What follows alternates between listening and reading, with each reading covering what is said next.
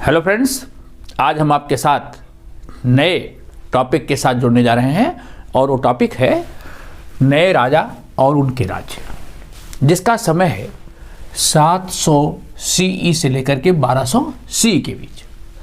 सी जिसको हम ईस्वी कहते हैं, उसको इंग्लिश में अब कॉमन एरा कहते हैं। पहले उसको AD के रूप में जाना जाता था।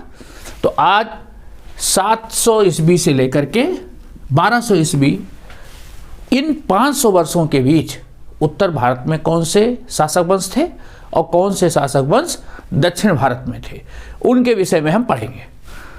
आपके सामने एक मानचित्र दिया हुआ है। इस मानचित्र में आप देखिए, कुछ स्थानों के नाम हैं, कुछ राजवंशों के नाम हैं। सबसे पहले हम उत्तर भारत के राजवंशों के बारे में जान लें। ठीक उत्तर में कश्मीर या हिंदू शासक वंश थे। राजस्थान में चले आइए आप, चौहान शासक वंश। मध्य प्रदेश गुर्जर प्रतिहार वंश, जो मध्य प्रदेश का मालवा का क्षेत्र है, और गुजरात परमार, नर्मदा नदी के उत्तर में परमार वंश। ये यहाँ कन्नौज है। कन्नौज के शासक वंश थे गहडवाल वंश। नाम सुना होगा आपने, जयचंद गहडवाल वंश का शासक था। कन्नौज उसकी राजधानी थी। कन्नौज राजनीतिक दृष्टि से बड़ा महत्वपूर्ण था। हर्षवर्धन के समय उत्तर भारत का प्रमुख शासन का केंद्र होता था। तो उत्तर भारत के दूसरे शासक वंशों में से पाल वंश, जो आज का बंगाल है, यहाँ पर पाल वंश शासन कर रहा था। तो उत्तर भारत में अगर आप पूर्व से देखें तो पाल वंश, गहडवाल वंश, परमार वंश, गुर्जर प्रतिहार वंश, चौहान वंश, कश्मीर के शासक, ये उत्तर भारत के प्रमुख शासक थे। जो आज का पाकिस्तान के बगल का ईरान से मिला हुआ क्षेत्र है, वहाँ अफ़गानिस्तान और ईरान के बीच में, वहाँ मुल्तान के अरब और मंसूर के अरब, इस सिंध प्रांत से लगे हुए क्षेत्र में उनका प्रभाव था। दक्षिण भारत में कौन से शासक वंश थे, इसको भी देख ले। राष्ट्रकूट वंश, ये महाराष्ट्र में राष्ट्रकूट वंश। कर्नाटक में चालुक्य वंश।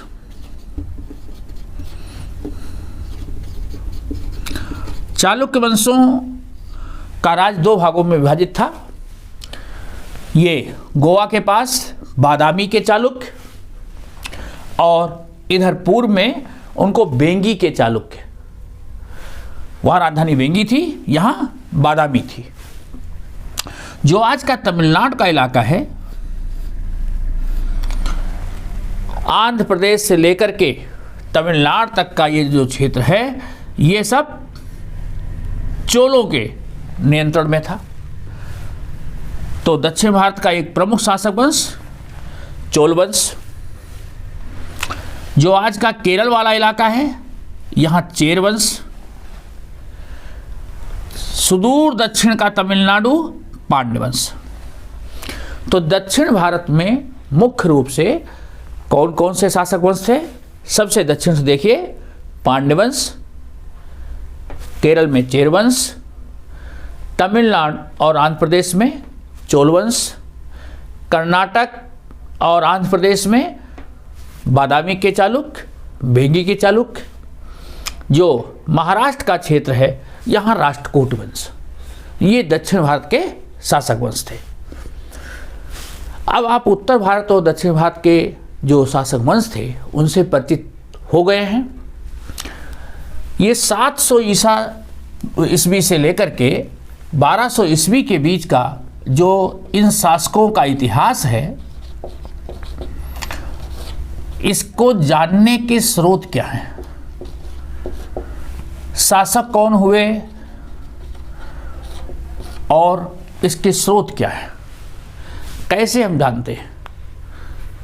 आज अगर हम देखें तो आज हम 2020 में हैं, 700 ईस्वी से लेकर के 1200 ईस्वी के बीच कौन कौन से शासक और किन शासक वंशों ने भारत के किस हिस्से पर शासन किया, इसके बारे में हम कैसे जानते हैं? कभी आपने सोचा? अगर उस समय के राजाओं के बारे में कागजों पर लिखा जाता तो कागज इतने समय में सड़ गल जाएंगे, कोई आदमी इतने समय तक जीवित नहीं रह सकता। तो इन शासकों के बारे में, इनके कार्यों के बारे में हम कैसे जानते हैं? वो जानकारी के स्रोत, जानकारी के माध्यम कैसे हम जानते हैं? उनके द्वारा जो अभिलेख, वो अभिलेख चाहे शिलालेख के रूप में हो,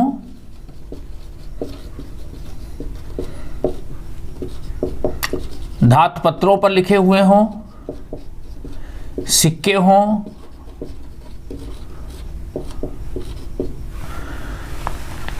जो राजाओं महाराजाओं ने अपने बारे में शिलालेख लिखवाए, धातु पत्रों पर या पत्थरों के ऊपर अपनी प्रशस्तियां लिखाई।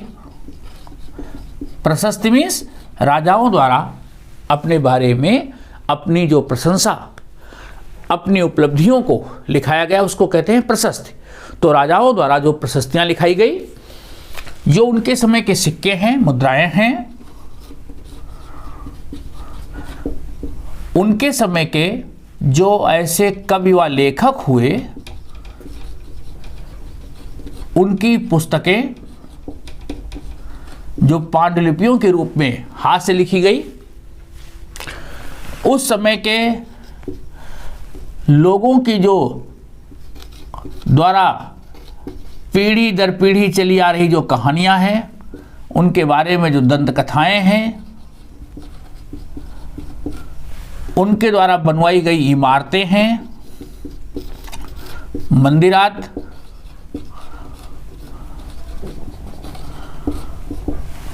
इन सब चीज़ों से हमें उनके बारे में जानकारी प्राप्त होती है। राजा महाराजा बड़े बड़े मंदिरों का निर्माण करते थे, राजधानी नगरों का निर्माण करते थे, सरोवरों का निर्माण करते थे, और वहाँ पर वो शिलालेखों पर अपने बारे में विवरण भी लिखवाते थे। तो उन सब से जानकारी प्राप्त होती है।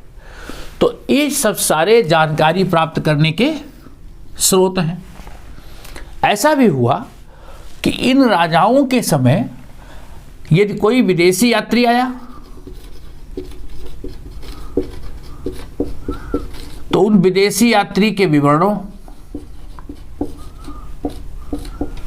कोई इतिहासकार अगर उस समय भारत की यात्रा पर आया तो उसने जो अपनी पुस्तक लिखी, उसके विवरणों से भी हमको जानकारी प्राप्त होती है। तो जानकारी कैसे प्राप्त होती है? भली बात आप समझ गए, ये स्रोत हैं जानकारी प्राप्त करने के। क्योंकि इतिहास बिना किसी प्रमाणिक जानकारी के तथ्यों को स्वीकार नहीं करता। ऐसा नहीं है कि किसी ने कहानी बना के बता दी तो उस राजा के बारे में हमने उसको मान लिया। हम पहले उन तथ्यों को, प्रामाणिकता उनकी है या नहीं, ये जांच करते हैं, तो इतिहास में तभी उनको स्वीकार किया जाता है। तो जो उत्तर भारत के राजवंश हैं या दक्षिण भारत के राजवंश हैं, इनके बारे में हमें जानकारी इन स्रोतों से मिल जाती है। ये बात समझ में आ गई? ये सारे जो शासक थे, जो राजा थे, यहाँ उत्तराधिकारी जो होते थे, राजवंश के लोग होते थे, पुत्राज होते थे, उत्तराधिकारी। कई बार ऐसा भी होता था कि जो राजा के सामंत होते थे, जो राजा के बड़े बड़े सेनाधिकारी होते थे, बड़े प्रशासनिक अधिकारी होते थे, वो अपना राज्य अलग स्थापित कर लेते थे। अगर राजा कमज़ोर हो जाता था तो ऐसे सामंत, ऐसे प्रशासनिक अधिकारी सेना के बल से अपना स्वयं साम्राज्य स्थापित कर लेते थे और एक नया शासक वंश बन जाता था। जैसे उदाहरण के लिए लीजिए, ये जो चालुक्य वंश है, चालुक्य वंश के यहाँ सामंत थे राष्ट्रकूट वाले। राष्ट्रकूट क्या थे? राष्ट्रकूट वंश ये सामंत थे। किसके यहाँ? चालुक्य वंश के यहाँ। जब चालुक्य वंश कमजोर हो गया तो राष्ट्रकूटों ने अपनी अलग राजधानी बना दी, मान्यखेद, और इनका नेता था दंतदुर्ग। इसने राष्ट्रकूट वंश की स्थापना कर दी। तो राजा जब कमजोर हो जाते थे, युद्धात की वजह से, परिवार में गृहयुद्ध की वजह से उत्तराधिकारी योग्य नहीं होता था, तो जो बड़े सामंत होते थे वो लोग अपना राज्य अलग भी बना लेते थे। इसका उदाहरण ये है। वैसे प्रायः राजा का पुत्र उत्तराधिकारी होता था, और जो सामंत होते थे वो राजा के अधीन होते थे। ये सामंत सेना रखते थे, साथ साथ प्रशासन का भी काम देखते थे। सामंतों को बदले में बड़ी जागीर दी गई होती थी, जिससे उनका खर्च चलता था। सामंतों का खर्च उनको दी गई जागीर से चलता था। ये लोग सेना रखते थे और आवश्यकता पड़ने पर राजा की मदद करते थे, और राजा को ये उपहार भी देते थे। वर्ष भर में एक बार राजा से मिलने जाते थे, और राजा को हीरे जवाहरात, मुद्राएं, स्वर्ण मुद्राएं, ये सब ला करके उपहार भी दिया करते थे सामंत। तो सामंत एक प्रकार से आज्ञाकारी सेवक के रूप में काम करते थे, उपहार देते थे।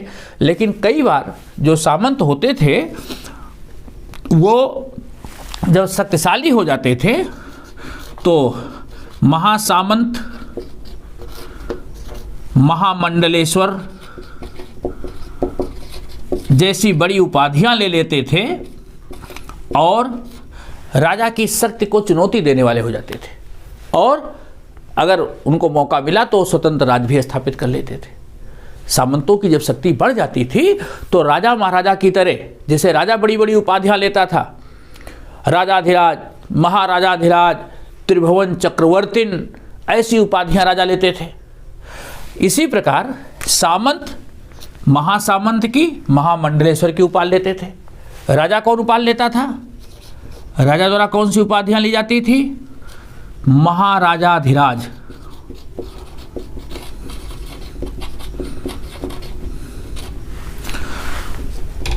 त्रिभुवन चक्रवर्तीन,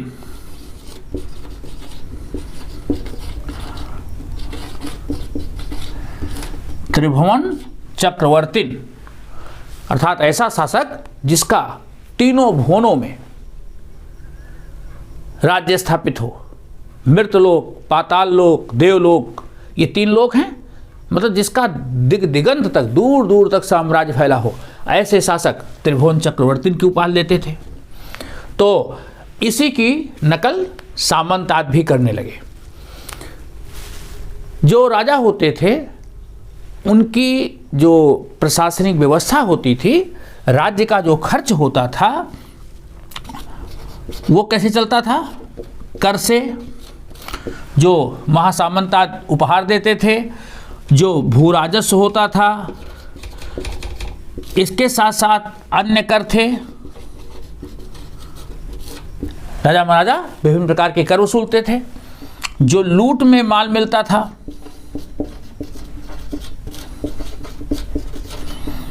युद्ध आज होते थे उस समय, तो युद्ध में लूट में बहुत सा सामान प्राप्त होता था। और प्रायः ऐसे जो युद्ध होते थे वो लूट को देखते हुए, धन की प्राप्ति को देखते हुए लड़े जाते थे। युद्ध होते क्यों थे? अगर राजा को लगता था कि युद्ध करने से उसको संपत्ति का लाभ होगा, या कोई व्यापारिक मार्ग मिल जाएगा, या संपन्न प्रदेश मिल जाएगा, ऐसा प्रदेश जहाँ बढ़िया खेती होती हो, ऐसा प्रदेश जिससे रास्ता गुजरता हो, व्यापारिक मार्ग गुजरता हो, क्योंकि व्यापारी आएंगे तो उनसे टैक्स वसूला जाएगा। तो नदियों का मार्ग, व्यापारिक मार्ग, उपजाऊ प्रदेश, धन प्राप्ति, इन सब को लेकर के युद्ध होता था। तो राजा को जो पैसा मिलता था विभिन्न प्रकार के करों से, भू राजस्व और लूट में प्राप्त माल से।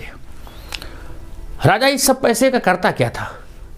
दुर्ग का निर्माण करना, मंदिरों का निर्माण करना, जनता के लिए सरोवरों का निर्माण करना, रास्तों की व्यवस्था करना, सेना के रखरखाव पर, जिससे राज्य की सुरक्षा हो सके तो सेना के रखरखाव पर। राजा बड़े बड़े मंदिरों का निर्माण कराता था, बड़ी जागीर गांव मंदिरों के खर्च के लिए देता था, जिससे कि मंदिरों का खर्च चल सके, पूजा प्रार्थना हो सके। तो इस समय के सभी शासक ये हिंदू धर्म को मानने वाले थे। तो इन शासकों ने मंदिरों को बड़ी बड़ी जमीनें, बहुत सा धन दिया, मंदिरों का निर्माण भी कराया। तो ये सब जो कर से वसूलते थे पैसा, ये इन सब कार्यों में खर्च होता था। दक्षिण भारत में तो करों की संख्या सैकड़ों में थी। चोल वंश के समय में दक्षिण भारत में विभिन्न प्रकार के कर वसूले जाते थे। तमिलनाडु में ऐसे लगभग 400 प्रकार के कर वसूले जाते थे। राजा महाराजा आम जनता से बेगार भी लेते थे। उसको बेट्टी बेगार कहा जाता था। बेगार का मतलब बिना पैसे के श्रम।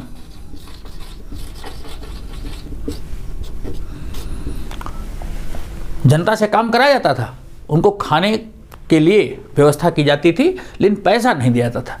ऐसे कर को बेट्टी कहते थे। इसी प्रकार कदमाई ये भू राजस्व था।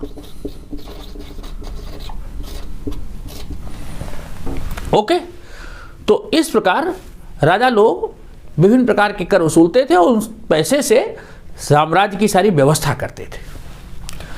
प्रायः जो ये राज परिवार के लोग थे क्षत्रिय होते थे। ओके,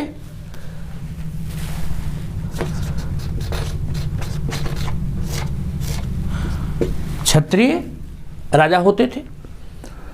आपने पिछले वर्ष पढ़ा है कि भारत में वर्ण व्यवस्था होती थी और वर्ण व्यवस्था के अनुसार क्षत्रियों को शासन करने का अधिकार था। तो भारत में ज़्यादातर शासक वंश क्षत्रिय होते थे, लेकिन कुछ ऐसे भी वंश थे जिन्होंने शक्ति के बल से राजत्व प्राप्त कर लिया, राजा बन गए, जो क्षत्रिय नहीं थे। जैसे अब गुर्जर प्रतिहार हैं, कदम्ब वंश है, मयूर शर्मन वंश है। कर्नाटका में कदम्ब वंश, मयूर शर्मन वंश। राजस्थान में गुर्जर प्रतिहार, राजस्थान और मध्य प्रदेश में, ये ग्वालियर से लेकर के जो राजस्थान का पूर्वी क्षेत्र है, मध्य प्रदेश में गुर्जर प्रतिहार का साम्राज्य स्थापित था। तो राजस्थान और मध्य प्रदेश, ये गुर्जर प्रतिहार, ये कदम्ब वंश कर्नाटक में गोवा के पास, यहाँ पर मयूर शर्मन वंश कर्नाटक में, ये तीनों वंश क्षत्रिय नहीं थे, लेकिन ये सभी शासक हुए।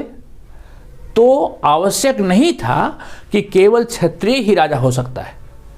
कोई भी व्यक्ति जो शक्तिशाली हो, जिसके पास सेना हो, जिसको जन समर्थन प्राप्त हो, वो शासक हो सकता था। उस समय एक ये व्यवस्था थी कि अगर कोई गैर क्षत्रिय, जो क्षत्रिय नहीं है, अगर कोई गैर क्षत्रिय शासक बनता था तो उसको एक संस्कार करवाना पड़ता था। हिरण्यगर्भ संस्कार से उसको शासक की मान्यता मिल जाती थी। पुरोहितों के द्वारा एक यज्ञ होती थी, उसमें सोने का हिरण मीन्स सोना, सोने का गर्भ, सोने का दान होता था और उसके बाद उस ब्राह्मण को क्षत्रिय की उपाधि दे करके उसको राजा की मान्यता दे दी जाती थी। तो गुर्जर प्रतिहार, कदम, मयूर शर्मन, इन लोगों ने जो राजत्व प्राप्त किया वो हिरण्यगर्भ संस्कार के द्वारा प्राप्त किया। ओके, अब ये तो बात हो गई कि कौन कौन से शासक वंश थे। अब इन शासक वंशों के बारे में जो हम स्रोत पढ़े हैं, इसमें एक बहुत महत्वपूर्ण शब्द है प्रशस्ति। प्रशस्ति किसी भी राजा के बारे में जानने के लिए एक महत्वपूर्ण स्रोत है। ये राजाओं द्वारा शिलालेखों के रूप में खुदवाई गई है। राजा जो उपलब्धि अर्जित करते थे, कहीं उनको विजय प्राप्त होती थी, कोई मंदिर का निर्माण करते थे, सरोवर का निर्माण करते थे, तो उसके किनारे अपने बारे में लिखवा करके लगवाते थे। जैसे एक प्रशस्ति का नाम सुना होगा आपने, प्रयाग प्रशस्ति। प्रयाग प्रशस्ति ये प्रयाग में प्राप्त हुई है। प्रशस्ति मीन्स प्रशंसा में लिखा गया लेख। ये समुद्रगुप्त की विजयों के बारे में है। गुप्त वंश के शासक समुद्रगुप्त की जो विजय हैं उसके बारे में प्रयाग प्रशस्ति है। उसके दरबारी कवि हरिसेन ने इसको लिखा है। ये आज भी प्रयाग में, उत्तर प्रदेश में प्रयाग में, वहाँ जो किला है उस किले में सुरक्षित है। ओके, इसी प्रकार एक और प्रशस्ति है ग्वालियर की शासक, ये गुर्जर प्रतिहार के वंश के शासक थे नागभट्ट। नागभट्ट की प्रशस्ति, गुर्जर प्रतिहार शासक नागभट्ट की प्रशस्ति, जिसमें नागभट्ट ने कैसे आंध्र प्रदेश के शासकों को, उड़ीसा के शासकों को, किरात और बनवासी शासकों को, सैंधो प्रदेश के शासकों को कैसे उन्होंने पराजित किया और बड़ा साम्राज्य स्थापित किया, इसका उल्लेख मिलता है। इसी प्रशस्ति में हमें यह भी उल्लेख मिलता है कि कन्नौज के शासक चक्रयुद्ध को भी उन्होंने पराजित किया था।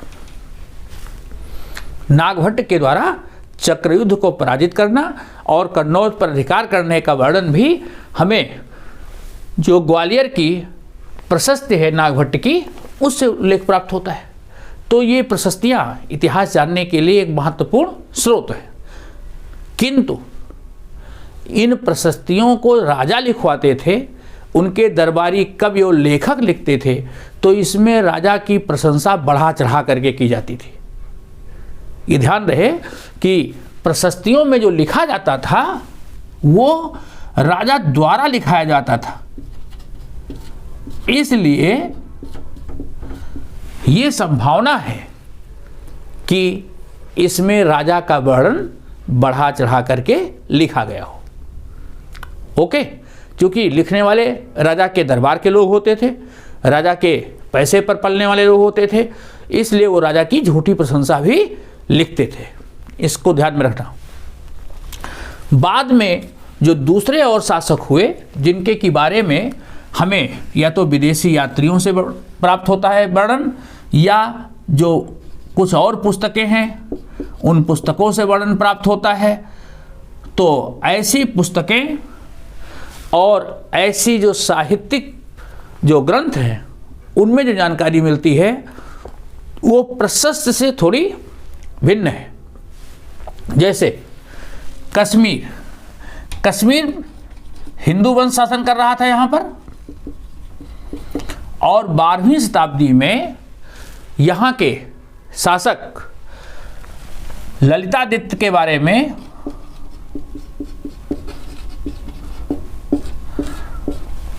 यहाँ के कवि कल्हण ने एक पुस्तक लिखी, संस्कृत में है, राजतरंगिणी। ये भारत का पहला ऐतिहासिक ग्रंथ है, ये ध्यान रहे।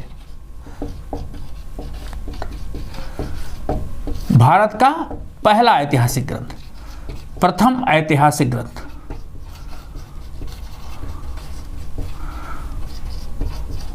क्या नाम है? राजतरंगिणी। कल्हण ने पुस्तक लिखी और इस पुस्तक में उन्होंने जो राजा के बारे में उपलब्ध साहित्यिक साक्ष्य था, शिलालेख था, वहाँ के लोगों के द्वारा जो वर्णन प्राप्त हुआ, उसके आधार पर पुस्तक लिखी। ये प्रशस्ति नहीं है, ये राजा के कार्यों का बहुत ही सटीक विवरण है। प्रशस्ति की उन्होंने आलोचना की, कल्हण ने प्रशस्ति की आलोचना की। उन्होंने कहा कि किसी राजा की झूठी प्रशंसा नहीं करनी है, जो उसके कार्य हैं उन कार्यों का सही विवरण दिया जाए। तो कल्हण के द्वारा जो राजतरंगिणी लिखी गई वो प्रामाणिक तथ्यों के आधार पर लिखी गई, इसको ध्यान में रखना। इसी तरह उत्तर भारत में 1000 के बाद इधर पश्चिम से तुर्कों के आक्रमण चालू हो गए। पश्चिम सीमा से, ये अफगानिस्तान के साथ जो सीमा थी, इधर से तुर्कों के आक्रमण भारत पर चालू हो। तुर्क आक्रमण मोहम्मद बिन कासिम के समय से प्रारंभ हो गए थे 8वीं शताब्दी में। तुर्कों का जो बड़ा आक्रमण भारत में हुआ वो हुआ महमूद गजनबी।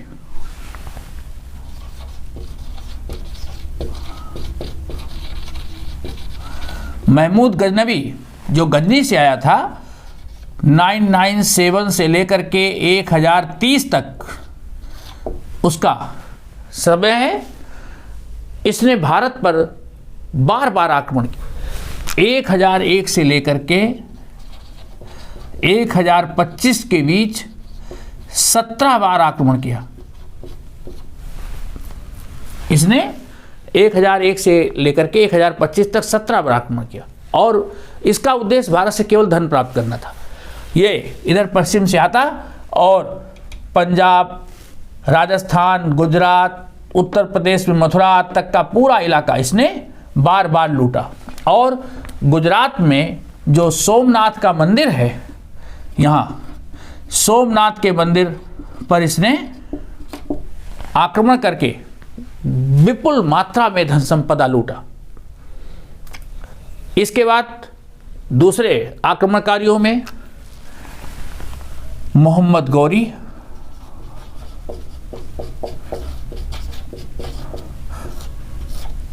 ये भी वहीं से आया जो आज का अफगानिस्तान का इलाका है। और इसने जब पश्चिम से आक्रमण किया तो उस समय ये राजस्थान में चौहान वंश का शासक पृथ्वीराज तृतीय ये था। पृथ्वीराज तृतीय ने मोहम्मद गौरी को 1191 ईस्वी में बैटल ऑफ तराइन का पहला युद्ध हुआ और इस तराइन के पहले युद्ध में पृथ्वीराज ने मोहम्मद गौरी को पराजित कर दिया। तराइन के पहले युद्ध में पृथ्वीराज जीत गया। पृथ्वीराज ने लेकिन मोहम्मद गौरी को क्षमा कर दिया। मोहम्मद गौरी वापस चला गया, किंतु मोहम्मद गौरी मौके की तलाश में था, कब मौका मिले। 1 साल बाद वो फिर से वापस आ गया और इस बार फिर से मुकाबला वहीं पर हुआ, तराइन के मैदान में ही 1192 में। लेकिन इस बार इतिहास बदल गया। इस बार पृथ्वीराज पराजित हो गया, पृथ्वीराज तृतीय हार गया। याद करो, पहले युद्ध में पृथ्वीराज ने मोहम्मद गौरी को माफ कर दिया था, लेकिन पृथ्वीराज जब हार गया तो मोहम्मद गौरी ने पृथ्वीराज का राज्य छीन लिया और इसकी हत्या कर दी गई। तो इस प्रकार 1192 में पृथ्वीराज की पराजय के बाद जो तुर्क सत्ता थी, ये आपका जो दिल्ली से लेकर के राजस्थान का, पंजाब का इलाका है, इस पर इन्होंने अपना साम्राज्य स्थापित कर दिया। पहले तुर्क आते थे तो आक्रमण करके धन संपत्ति लूट करके वापस चले जाते थे, लेकिन मोहम्मद गौरी ने भारत पर साम्राज्य स्थापित कर दिया। इस तरह से जो उत्तर पश्चिम का भारत है, पश्चिमोत्तर भारत, यहाँ पर तुर्क साम्राज्य स्थापित हो गया 1192 में। ओके, मोहम्मद गौरी वापस चला गया, लेकिन उसने अपना सेनापति कुतुबुद्दीन